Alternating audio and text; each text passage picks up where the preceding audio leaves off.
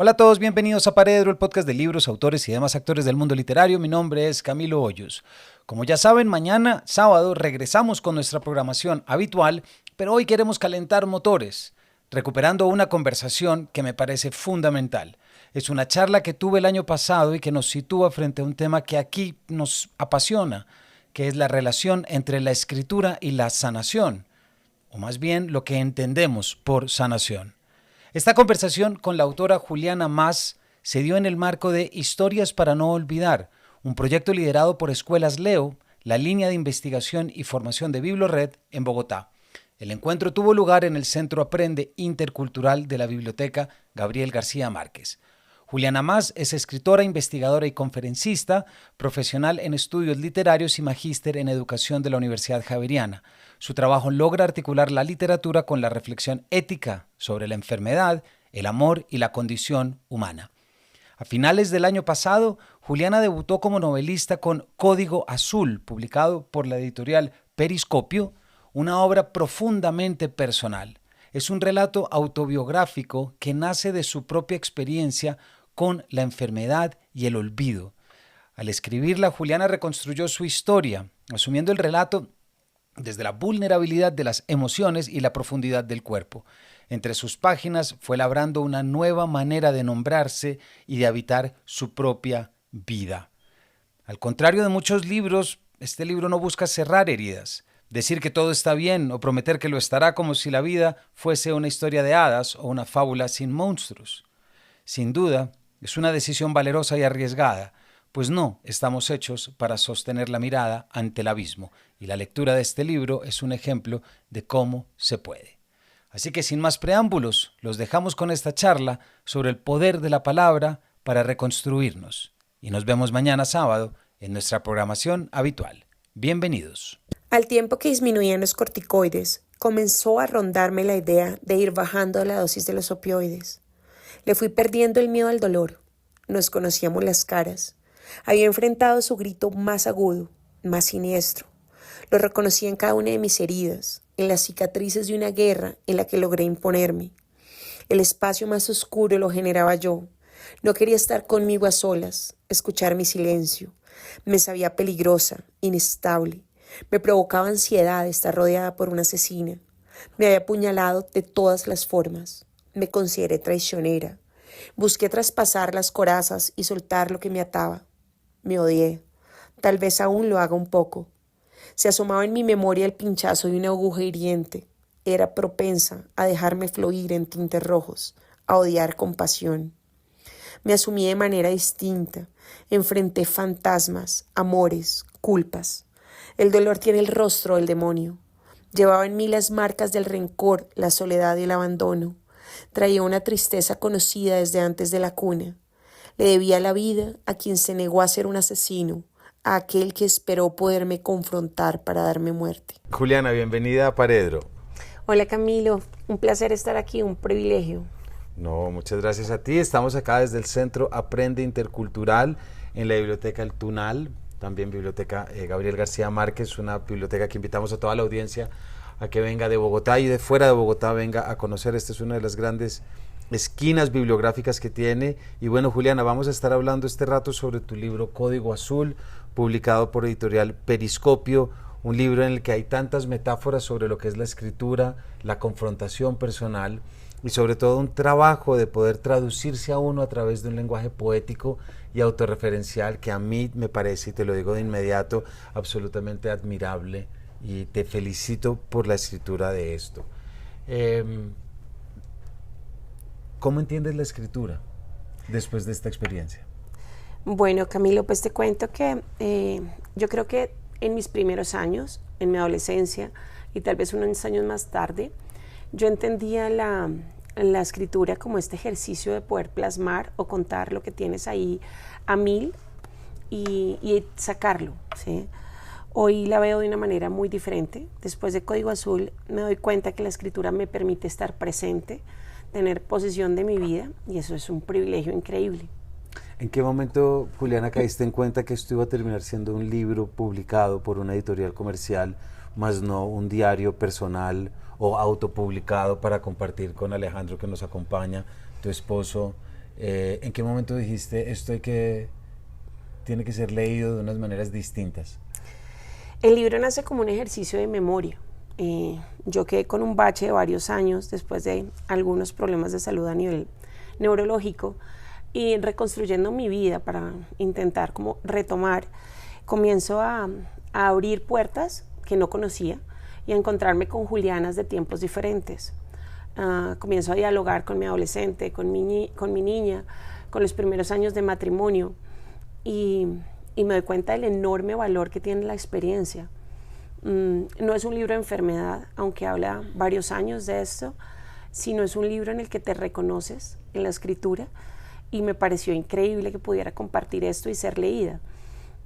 La primera experiencia, los primeros lectores fueron mi esposo y mi hijo, que fueron como la corrección de estilo inicial, y mi hijo me decía, pucha, nunca me imaginé lo que vivías, nunca supe tu historia, y pues es un honor que puedan leerme otras personas y tomar esperanza. Código Azul es una historia de amor, entonces pues de eso se trata. Código Azul, el título nace de un lenguaje médico.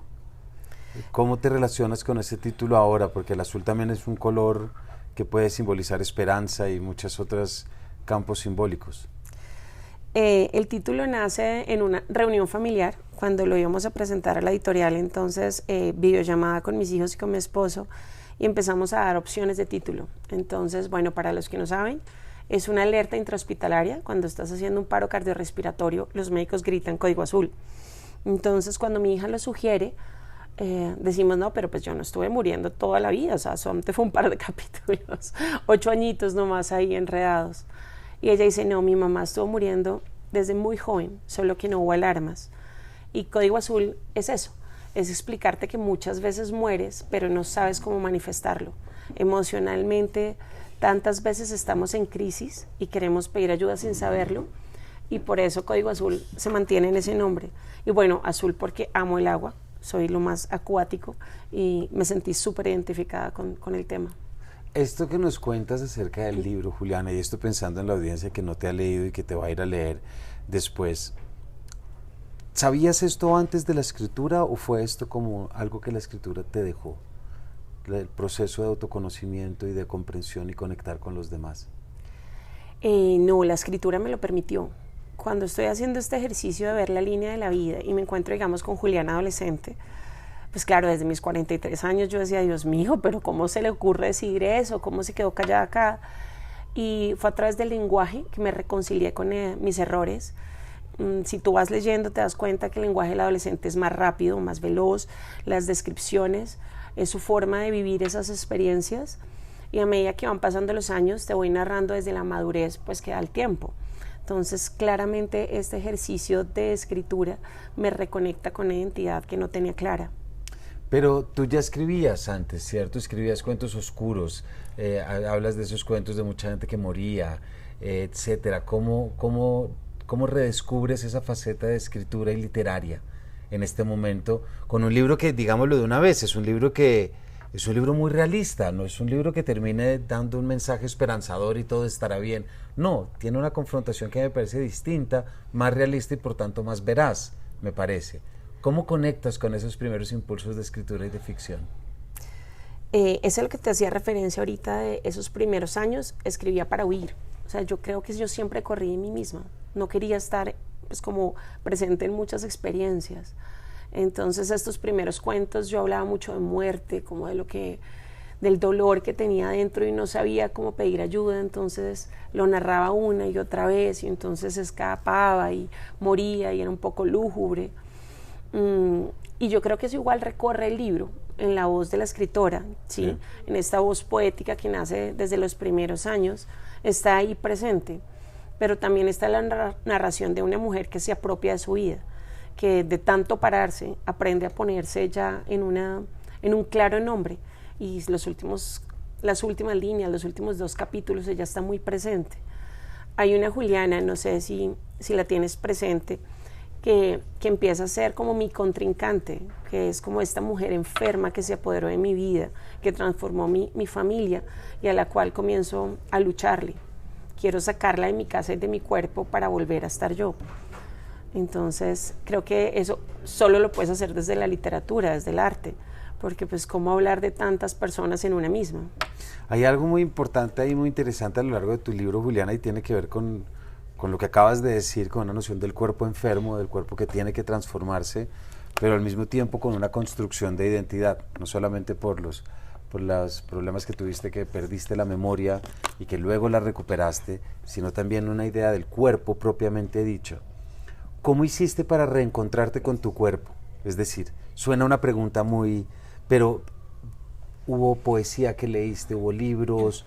¿Qué procesos? Porque cuerpo, territorio y memoria también son tres temas que siempre convergen. ¿Cómo, de dónde viste la luz, digámoslo así, como para entender que por ahí había una escritura que tenías que perseguir? Porque como te puedes entender, y perdón, hago un paréntesis, es que tu ejemplo es un ejemplo increíble para tantas personas que pueden darse cuenta que la escritura es la forma de dibujar ese mapa personal para reencontrarse. Uy, reconciliarme con mi cuerpo ha sido un proceso muy difícil, ¿sabes? Te doy un ejemplo. Los primeros años, bueno, muchos años, yo tuve problemas de anorexia y de bulimia. Después, todos los problemas de salud también desarrollan como una rabia de tantas cicatrices, tanto dolor. O sea, despertarte y que tu primera experiencia sea que todo duele, no es fácil. Entonces, cuando ya comienzo a tener como la posibilidad de verme con un poquito de más compasión, es pararme y decir, bueno, esta soy yo, ¿sí? Mi hija me decía una vez, bueno, tienes un cuerpo de cebra, muy característico, muy único, y yo creo que desde ahí narro, desde esa unicidad, digámoslo así, desde esa capacidad de identificarme con algo diferente que me hace única y reconciliarme. En la narración te das cuenta que hablo, digamos, de mi esposo. Yo tuve ileostomía 2 veces y pues tener esta bolsa y a intentar sentirte como bonita o sexy, pues es muy complejo. Entonces fueron muchas las veces que odié mi cuerpo, y yo creo que eso está en los capítulos, que lo veía y no quería verlo. Yo intentaba esperar a que el espejo estuviera totalmente nublado por el calor del agua cuando me iba a bañar para poder pasar de largo y no verme. Quería escapar por completo de mí. Y en el libro aprendo a estar presente, aprendo a decir, bueno, esta soy. Claro, y aprendes algo que yo creo que es un gran aprendizaje para el lector, y es las distintas formas que supone reencontrarse con uno mismo y entenderse desde distintas perspectivas. Cosas, por ejemplo, tu primera descripción de todo lo que ocurrió con tu primo, que se aprovechó, por ejemplo, que es volver, pero no es únicamente volver para enjuiciar, sino también es volver para ver cómo es ese proceso de apropiación, ¿cierto? De la memoria, del recuerdo y del cuerpo mismo. Sí, incluso hay una parte donde a mí me hacen un examen sin anestesia, porque pues como que había muchos problemas para las autorizaciones médicas, y cuando comienzo a acordarme me doy cuenta que yo me sentí, digamos, violada en ese momento, o sea, como que me pudieran poner todos los médicos de esa manera, me hicieran sentir dolor. Me recordaba ese episodio del que hablas, ese primer abuso, ese sentir que el cuerpo tiene que soportar lo que venga sin consideración, digámoslo así. Y claro, y aquí quiero volver y estaré dándole muchas vueltas a esto porque me parece muy importante. Hay algo en la escritura que es fundamental, Juliana, y es, una vez te casas con la escritura, te casas con la voluntad de nombrar las cosas. Sí, y es una experiencia que no es fácil, sobre todo en este libro que es una novela autobiográfica. Pues han habido muchas personas que me dicen, ¿y todo es verdad? Entonces, bueno, los más cercanos, prefiero a veces guardar silencio, porque mi idea igual no es hacerles más heridas de las necesarias, pero en los que, digamos, puedo mantener a cierta distancia, les digo, sí, ahí estuvo, y eso que se editó porque claramente si tú haces una novela de toda tu vida, pues sería muy larga. Pero, y esta pregunta espero que no te resulte incómoda, pero si se trata de clasificarla, ¿cómo prefieres que el texto se clasifique? ¿Como novela o como autobiografía? Siempre pensando en el poder sanador del lenguaje, ¿no? No en el marketing y no en qué anaquel la pondrías en la librería. Yo creo que puede estar en ambos, ¿sabes? Y yo creo que uno, o sea, no se quitan valor entre sí. Hace poco me hicieron una pregunta bastante semejante y me puse a pensar con quién me identificaba. Y yo decía con Kafka. O sea, yo fui la metamorfosis. Incluso hay una parte en que yo nombro que me di a la muerte. O sea, me di por vencida. Me quedé ahí y esperé desaparecer. Pero no desaparecí. Seguí estando en esa esquina. Y pues se me dio la oportunidad. Me levanté. La diferencia es que a mí sí me estaban esperando para reiniciar. Y desde ahí volví a construir una vida, una identidad. Hace mucho tiempo también, hablando de Kafka, le regalé a mi papá la carta al padre. Así como, ay, ven, este libro me gusta y flechita para que lo leas. Y su respuesta fue, bueno, yo no soy judío. Y yo, ok. Por eso te decía que una cosa no le quita valor a otra. Esa obra de Kafka a mí me encanta. Y pues es claramente autobiográfica al 1000%.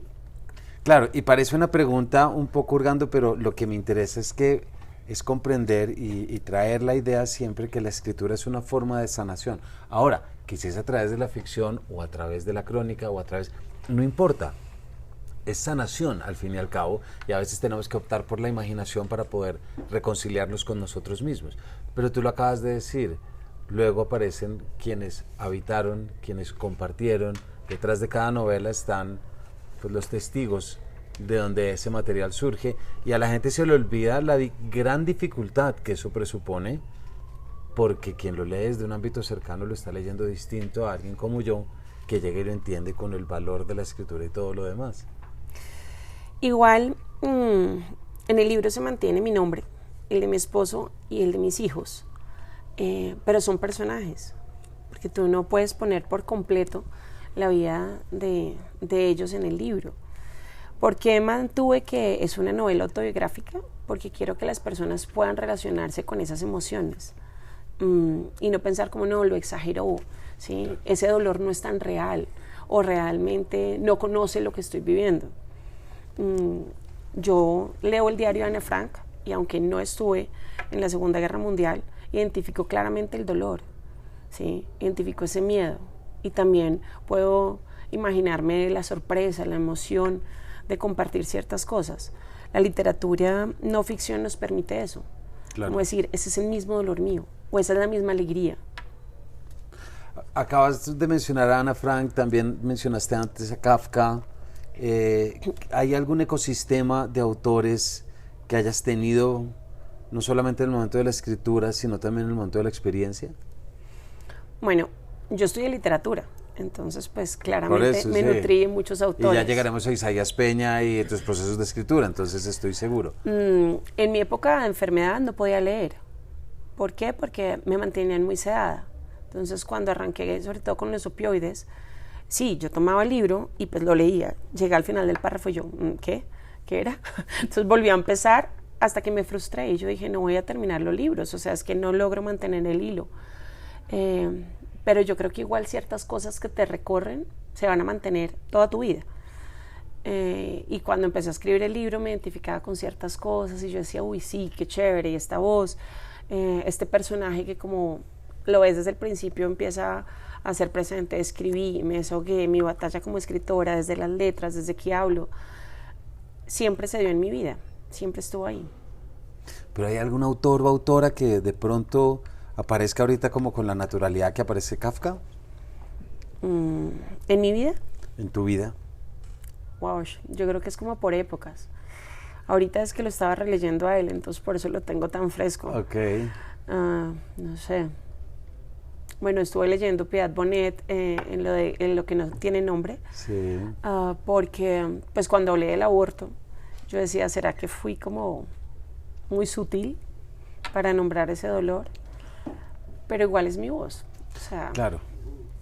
Yo muchas de las partes como más fuertes las puse desde poesía, porque si tú empiezas a hablar de una persona, no, es que me estallé, pues suena horrible. Entonces, pues como que este juego de palabras y de tensiones son puentes que nos da la literatura, el lenguaje. Y eso es una cosa muy interesante, porque una cosa es, ya lo estamos diciendo, cuando tú dices, listo, voy a escribir una crónica personal sobre lo que fue mi recuperación y sobre lo que fue mi... Otra cosa es cuando dices, voy a optar por un lenguaje literario para explorar cómo fue todo esto. Y ahí está tu voz, tú lo acabas de decir, permanece tu nombre, pero la voz es una voz muy interesante porque gira entre la poesía y entre unas narrativas, a veces frases muy cortas, fragmentadas, otras veces un poco más largas. ¿Cómo llegaste y esta pregunta casi que ya es técnica, ¿no? Okay. ¿Cómo llegaste a que esta construcción del lenguaje técnico fuera el que te mejor reconocías a través de la experiencia emocional y corporal? Cuando estaba haciendo este ejercicio terapéutico de reconstruir mi vida con línea de vida, la psicóloga me decía, ven, busquemos cosas, tú tienes que tener algo que te diga a qué te dedicas. Pues porque era un tanto vergonzoso decirle a mi esposo y a mis hijos cuando estaba recuperándome que no tenía ni idea qué hacer con mi vida. O sea, yo le decía a los médicos, ¿y ahora qué? Me decían, no, pues ya, estás estable, haz cosas. Y yo, ¿qué hago? Entonces empecé a limpiar casa. O sea, boté exámenes médicos, resultados, cosas que no me gustaban. Y entre esas encontré un librito negro, pequeño, y lo abrí y era un diario. Hay fragmentos de ese diario en la novela, son literales. Y para mí fue un tesoro haber encontrado ese libro porque mi memoria, esos años que no la tenía clara, venía de las voces de mi esposo, de mis hijos, de mi mamá, de preguntarle a los médicos. Y este libro me permitió volver a reconocer mi voz. Entonces, cuando comienzo a leerlo, digo, no, yo siempre he estado aquí. Puede que un poco empolvada, pero acá estoy. Y esto pasa con la poesía y con el lenguaje. Esa siempre ha sido mi característica de narrar, ¿sí? O sea, volver bonito lo que se ve atroz.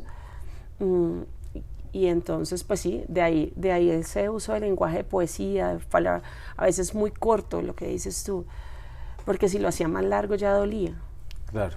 Y pues la idea tampoco era abrumarte una y otra vez como con la muerte, el lenguaje de muerte, de final, de dolor, de derrota.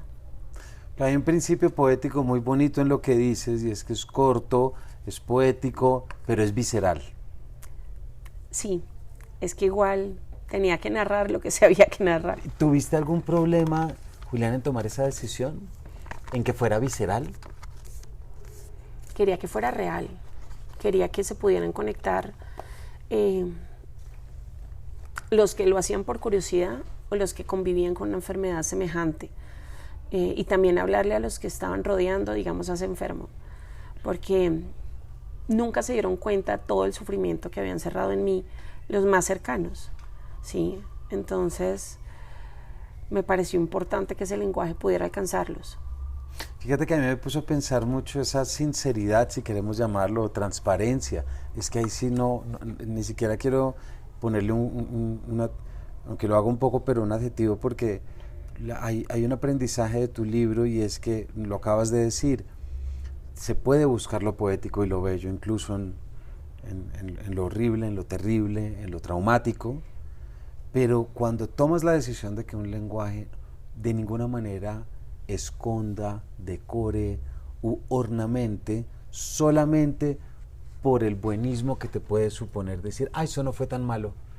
¿Sí me explico? Ay, no, eso no fue tan tenaz, porque pues eso es lo que siempre dicen de los casos de abuso, eso siempre es lo que, y tanto médico como psicológico y como todo lo demás. Entonces ahí es donde uno entra en pugna con el lenguaje.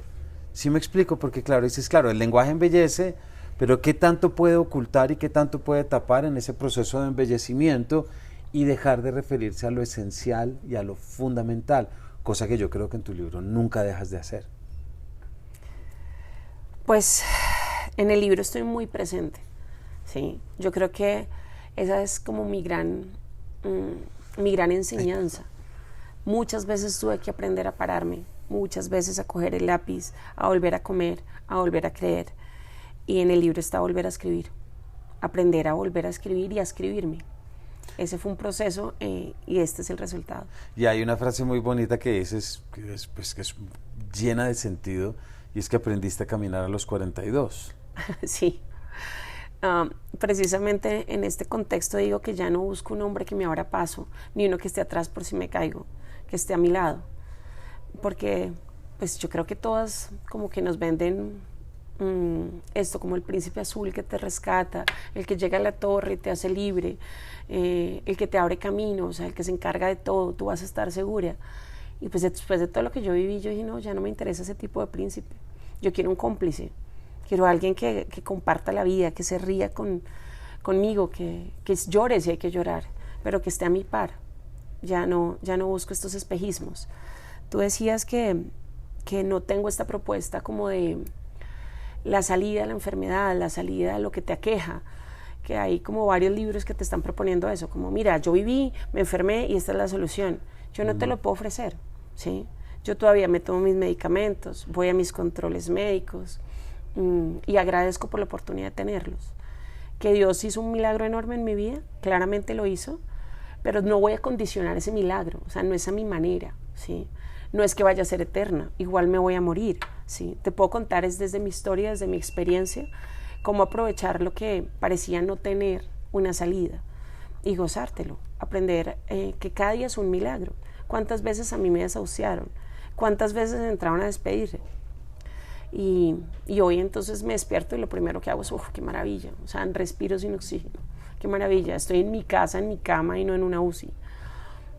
Ahí hay algo que es muy potente, Juliana, porque uno siente como lector una muy íntima conexión con la vulnerabilidad, ¿cierto? Como un poder. Y aquí pienso en la charla de Brené Brown y de tantos otros libros que hablan de lo que supone cuando uno se conecta con lo vulnerable. Y creo que parte de conectar con lo vulnerable es esto que acabas de decir. La vida sigue adelante con todos sus problemas. Porque es que tenemos tal cantidad de discursos que nos dicen empodérate, transfórmate, sálvate. O pensamiento positivo, que solamente por pensar que las cosas irán bien van a ir bien. Y yo no creo en eso. Yo creo que es más un trabajo de día a día, de esforzarte, de reconocer, de valorar y, como tú dices, de estar presente aquí hoy, valorar lo que tengo acá para luego ver qué viene mañana. No, y es que mira, no hay peor muerte que vivir sin propósito. O sea, que dejar que se te pase el tiempo por encima sin que realmente estés. En el libro aparece que a mí un momento en que el milagro se me volvió un peso, porque todo el mundo era, no, viene algo grande, no, pero ¿qué vas a hacer? No, es una maravillosa oportunidad. Y yo decía, uy, qué compromiso, ¿y ahora qué es lo que tengo que hacer? Hoy en día no, hoy en día pues sí, claro, me acuesto y yo digo, valió la pena, pero ya no es del compromiso, sino es de la oportunidad que me dan. O sea, yo todos los días intento gozármela al máximo y creo que es el regalo más profundo que adquirí después de tantos años. Claro, Juliana, ahorita que mencionas a Dios y la fe, ese es otro tema dentro del libro. Está una experiencia mística prácticamente que tienes dentro del libro, una visión en la que encuentras con Jesús, tienes un corto diálogo con Él. ¿Cómo funciona la fe, la religiosidad o la espiritualidad, como quieras contemplarla, en un proceso de escritura que sin embargo te exige escribir todos los días? ¿Sí me explico? Sí, pues mira, muchas personas me decían, pero te encontraste con Jesús y escribiste página y media, ¿qué es esa vergüenza? Hay gente que saca una enciclopedia de eso. Pero yo les decía, no, pero primero no quiero que el libro sea religioso, ¿sí? Y segundo, Dios está en todas las páginas. Si lo encuentras, ahí está, ¿sí? No quería tener que acoplarme como a decir lo que otros quisieran que yo dijera al respecto, ¿sí? Y la fe, bueno, pues es que la fe es la que me tiene acá. A mi hijo la dijeron un día y a mi esposo también, ¿cómo no la soltaron? Tantas veces que les dijeron que había quedado invidente, que no iba a poder hablar, que había quedado paralizada. ¿Por qué se mantuvieron ahí?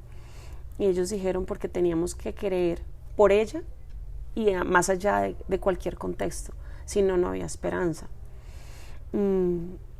Y pues bueno, yo creo que ahí está. Es un libro que está atravesado por mi fe, mantenido en ella, sumergido en ella, sin tener que decirte una y otra vez como la receta para tener esa fe, porque eso yo creo que es individual. Claro, como lector, y lo digo compartiendo visiones, yo lo que más vi a lo largo del libro fue tu fortaleza. No sé si mía o de quienes me rodeaban. Sí, también, de un ecosistema de cuidado también. Sí. Sí, es una característica mía. Hace poco me preguntaban como cuál era mi mayor logro. Y pues yo tuve bastantes logros académicos. Fui una mujer muy disciplinada a la hora de estudiar. Pero yo no considero que eso sea algo que me caracterice. Así que tú me digas, y yo no, la más estudiosa. Tal vez no. Pero sí me caracteriza esa fuerza. ¿Sí? Yo creo que muchas veces me tumbaron. desde niña, en la adolescencia, muy fuerte, con la enfermedad también, pero siempre tuve la voluntad de volverme a parar. Que claro, eso yo puedo decir es fortaleza y tú lo puedes entender como fe, es decir, aquí sería un diálogo de tontos discutir cuál es cuál. Pero me pregunto desde lo técnico, dado el relato que presentas en tu novela autobiográfica, ¿creíste que en algún momento de pronto incluir una experiencia mística que te llevara a la fe te hiciera perder algo de confianza en cierto tipo de lector? ¿O sencillamente fue un...? Habían cosas que yo no iba a negociar. Sí, digamos, la carátula era una de ellas. La carátula me la regaló mi hija. Ella no se quiso leer el libro. Ella me dijo, no, mami, ya, o sea, suficiente. Pero me dijo, pero yo te pinto la carátula. Entonces, eso no era negociable.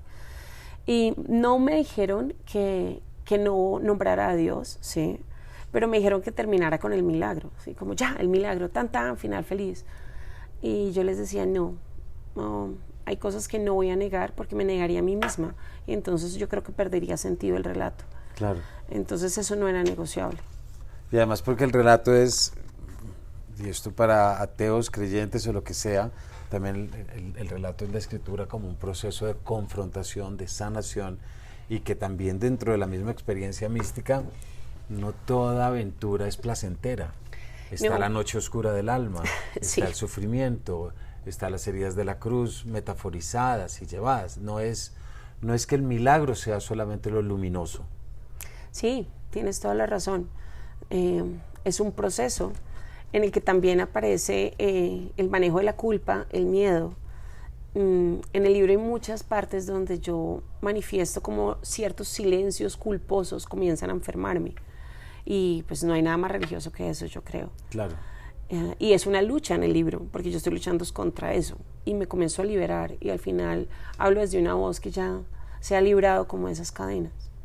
Que eso también me parece que es muy místico y tiene una esencia poética muy importante. Juliana, hay algo que te quiero preguntar. Ya nos hablaste ahorita de los que también tú lo refieres en el libro con una franqueza y transparencia, que es todo el tema con los opioides, ¿cierto? Pero la quiero llevar, más que hayas tenido una adicción o no, lo quiero llevar al campo médico. Hay un punto muy particular en el que hablas de ese enfermero que te suministraba a escondidas y lo que supuso. Algo que tengas, porque en el libro está atravesado, pero ahorita no recuerdo una parte explícita, pero algo del sistema médico que surja a posteriori de la escritura, que hayas reflexionado, cómo te sentiste frente a tu posición particular, el sistema médico, cómo sientes, te comprendió, no te comprendió, te indujo, no te indujo, porque es que es un tema también de los cuidadores y es un tema de quienes te están protegiendo o no. Bueno, yo estoy profundamente agradecido con mis médicos, pero me he sentado con ellos varias veces a decirles, tienen que creer en lo imposible. Yo sé que era el caso imposible, o sea, yo estaba en cuidados paliativos porque no había posibilidad de salir adelante. A mi esposo le decían ya 1 semana, 2 semanas, viajen tranquilos porque igual pues ya queda poco tiempo. Y el manejo de opioides estaba pues como supervisado desde esta perspectiva. Y cuando piensas que no queda mucho tiempo o esperanza, no tienes expectativa de vida, entonces eres muy flexible para mi gusto. Y cuando por fin como que vuelvo a empezar, está esa adicción fuertísima a los opioides. Yo llegué a dosis techo, le dicen ellos, de casi todos. Me los combinaban ya al final. Y romper una adicción es complejo. El evento del enfermero que nombras, nadie lo conocía. Mi esposo se enteró cuando le pasé el manuscrito. También era como mi manera de exorcizar ese capítulo oscuro de haber caído en este tráfico como medio ilegal, no, muy ilegal de opioides, de morfina, concretamente. Entonces yo le paso el capítulo, me hago la boba y pues veo la cara de él como, ¿qué es esto? Y yo, ay, mi vida, ¿quieres algo de comer? pero sí quería comunicarlo, quería también poner una alerta. No hay nada más caro que lo gratis. Y creo que eso también es una enseñanza del libro. Este enfermero comienza de a poquitos a decirme, no, te duele mucho, yo solo lo hago por amistad, por compromiso, por ayudarte. Y me abrió una puerta que yo no sabía siquiera que existía. Cuando hablé con uno de los médicos que aparece ahí, el doctor Alba, aparece, ese es su nombre en la novela, me dijo, oiga, lo debió haber denunciado. Ese señor es un peligro, hubiera podido matar más gente.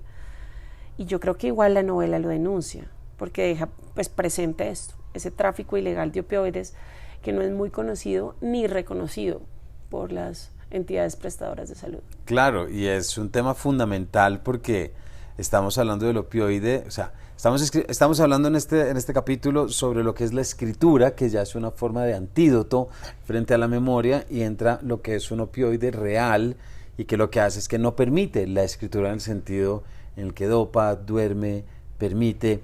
¿Cómo te va a ti, Juliana, después también de la escritura, cuando ya nos hablaste al comienzo, cuando piensas en la Juliana adolescente, cuando piensas en esa Juliana y en las múltiples Julianas, ¿cómo es la relación que tienes? ¿Hay una relación de comprensión, de cómo? Sé que es una pregunta un poco íntima, pero es que me interesa mucho como procesos de escritura. Yo creo ¿Te entiendes en ese momento? No. ¿Te culpas? ¿No te entiendes? Al principio sí me culpé, sería mentira decirte lo contrario. Cuando comencé a escribir, primero me di cuenta que había estado más dañada de lo que pensé, ¿sí? Tal vez me había como tapado muchas heridas, como no, eso no está, no, eso no importa, pero lloré en varios capítulos. Para reconciliarme, básico lenguaje, ¿sí? Le di una distancia a mi adolescencia que me permitió verla con compasión, porque si yo la veía más cerca, pues la iba a juzgar y me iba a parecer que era una Juliana completamente absurda, ¿sí? En torno a esto me preguntaban que qué le diría a esa Juliana del futuro. Yo le dije, no me pregunte eso, porque yo qué le voy a decir, no, tranquila, después de 30 años vas a estar bien. O sea, no, pues yo creo que se hubiera suicidado, o sea, no había manera de decirle que había un futuro perfecto y que gracias por ese esfuerzo. No, en mi caso no lo hay. En mi caso, yo creo que sería no decírselo, como ven, claro, vive un día a la vez, que eso fijo vas a llegar a algún punto.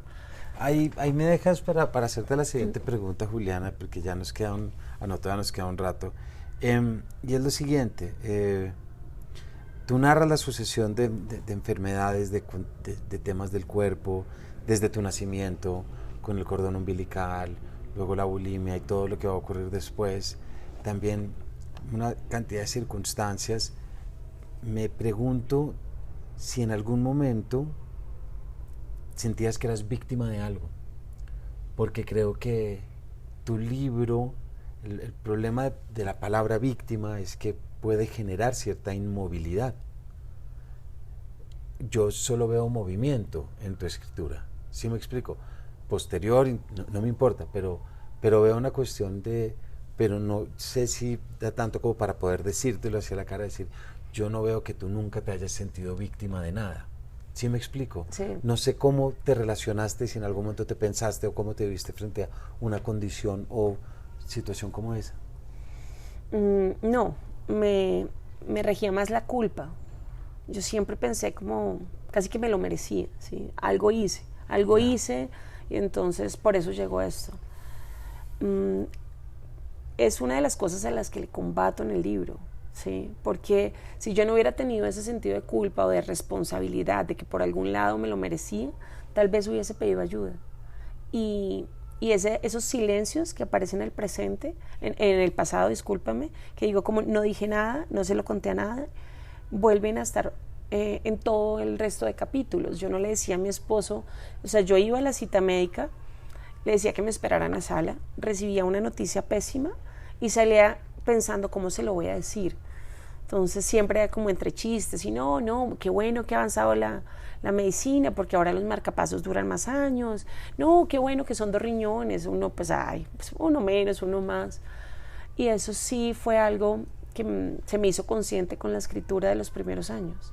Siempre me callé. Lo de mi primo, lo del abuso en la piscina, nunca lo supieron mis papás, lo supo mi mamá por el libro, no me quiso preguntar, igual yo no le iba a dar nombres, por eso ni siquiera están, simplemente son como hay fantasmas.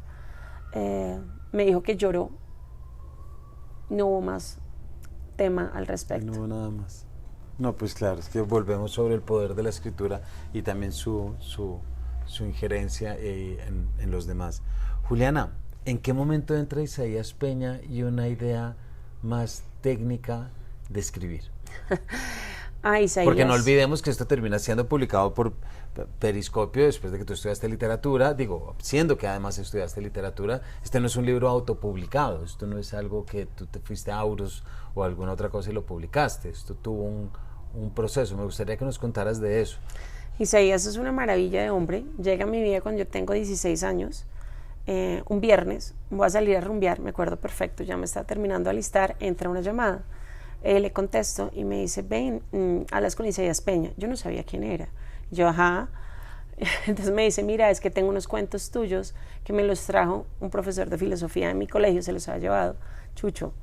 Entonces estoy muy interesado en hablar contigo. En ese momento era taller de escritores cuentistas, o sea... entonces me pide que vaya el martes, me preguntó la edad, le dije, siendo menor de edad me pide que vaya con un adulto. Voy el martes y me regala la beca del taller, le dice a mamá que se va a encargar de mí. Al terminar el taller, Jorge Franco y él me hacen pues como un evento súper bonito, me piden que escriba una novela, que ellos me van a ayudar, y en mis 16, casi 17 años de ego les digo, no, yo no tengo una historia que contar, gracias y adiós. Entonces Isaías igual siguió pendiente de mí, era muy paternal, y me hicieron un par de entrevistas, él me apoyó, iba a dar clases de creatividad en el Rosario, y cuando él ve que en ese desorden de mi vida aparece la opción de la carrera de literatura, me dice, no haga eso porque va a estudiar en una universidad con un enfoque muy crítico y eso le va a quitar alas, y no se case tan joven. Y claramente me casé muy joven y estudié literatura. Entonces, hace poco que me vuelvo a encontrar con él, me dice, usted todo lo hizo como siempre quiso, o sea, al revés. Y yo le dije, bueno, pero ahora tengo una historia que contar, y le llevé el libro. Entonces, esa básicamente es la historia. Y ya, Juliana, para cerrar, ¿qué te imaginas tú de ese lector ideal? ¿Qué te gustaría? ¿Cómo quieres que...? Yo sé que no depende de ti, pero si puestos a decidir, ¿qué te gustaría que este libro haga en los lectores, en los escritores o en las personas que de pronto como tú han vivido dentro de unas circunstancias difíciles desde el cuerpo, desde una cantidad, pero que pueden ver que hay salidas? Yo creo que no hay un lector ideal, sí. Me han leído muchas personas de diferentes edades. Mi primera lectora fue de 14 años y me escribió que si le podía mandar una foto del cuarto negro. Entonces yo creo que el libro, más allá de cualquier cosa, te da la oportunidad de conocer una persona real, una cantidad de historias que fijo te van a hacer espejo en una o en otra etapa de tu vida. Si no te hacen espejo, eres una persona muy bendecida, quiere decir que no te ha tocado tan complejo. Pero lo que yo ofrezco sobre todo es la capacidad de creer en historias que parecían imposibles, en una historia de amor que vence la muerte, en una historia de esperanza. Me parece que es ya una palabra muy bonita y que te da justicia. Juliana, muchísimas gracias por habernos compartido todo esto. Todos ustedes, gracias por habernos acompañado, los que están acá y los que nos están escuchando, y nos vemos en una próxima edición de este Paredro, que fue grabado desde el Centro Aprende Intercultural de la Biblioteca El Tunal, Gabriel García Márquez, gracias a BibloRed. Hasta la próxima.